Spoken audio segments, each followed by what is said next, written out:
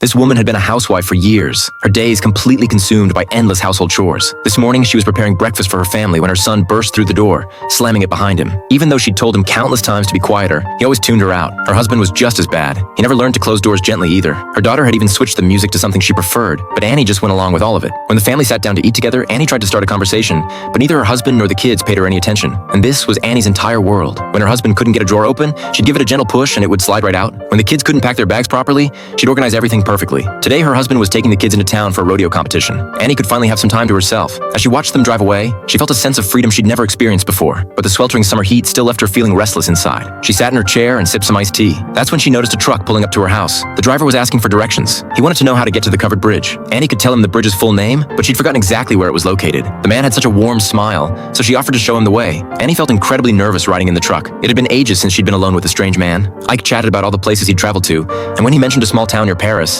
Annie said that was her hometown, though she hadn't been back in years. They started talking about their respective marriages. When Ike asked how long she'd been married, Annie seemed to have forgotten, but she remembered she'd been living here for almost 20 years. When Ike reached for his cigarettes, he accidentally brushed against Annie's leg. She felt embarrassed and scooted away, but that brief contact had somehow made their relationship more complicated. Due to copyright restrictions, that's all we can share here. If you want to see how their story develops, check out the original film.